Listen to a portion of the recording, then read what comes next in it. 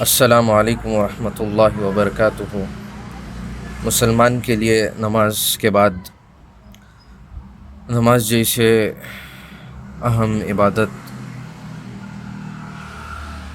اس کے بعد جو سب سے زیادہ اللہ سے تعلق پیدا کرنے والی چیز وہ اللہ کا ذکر ہے۔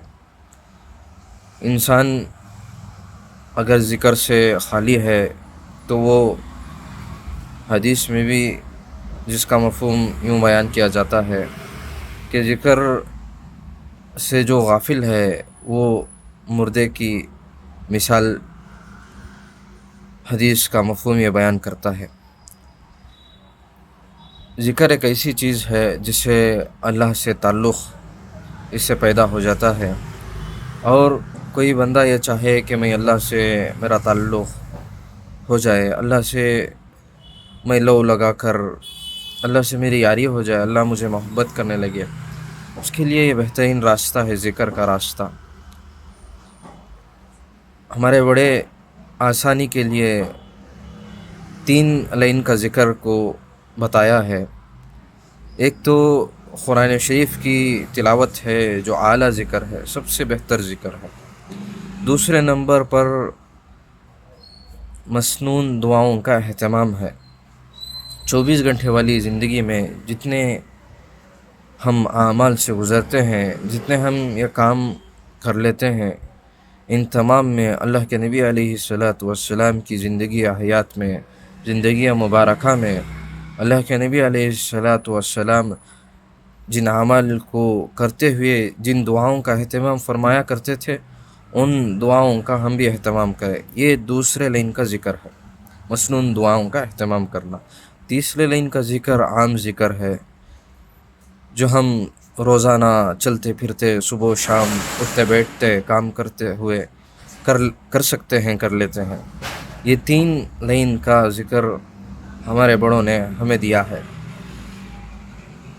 مسلمان ہونے کے بعد ہم یہ کہہ سکتے ہیں اگر یہ قرآن سے ہمارا ناطہ، قرآن سے ہماری یاری نہیں ہے تو اس کا دن گزرنا بھی بہت زیادہ مشکل معلوم ہوتا ہے۔ قرآن شریف کی تلاوت کر لینا یہ سب سے زیادہ اس کے لیے نفع بخش چیز ہے۔ اگر کسی کو اس بات کا علم ہو جائے، اس بات کا پتہ چل جائے کہ قرآن شریف کی تلاوت سے کیا ملتا ہے، وہ کبھی یہ نہیں چھوڑے گا کہ قرآن شریف کی تلاوت سے میرا دن ایسے ہی گزر جائے، قرآن شریف کی تلاوت نہ کروں۔ اسی لیے اس کی عادت پڑ جانا، اور کسی دن کسی وجہ سے اہم کام ہو جائے، اگر وہ قرآن شریف کی تلاوت کو ناغہ کر دے، اسے وہ دن اچھا نہیں معلوم ہوتا۔ یہ ایسی بابرکت چیز ہے، اس میں بڑے ہمارے مسئلوں کا حل اللہ نے قرآن شریف کی تلاوت میں رکھا ہے۔ سب سے زیادہ یاری، سب سے زیادہ محبت اللہ سے اسی میں پیدا ہوتی ہے۔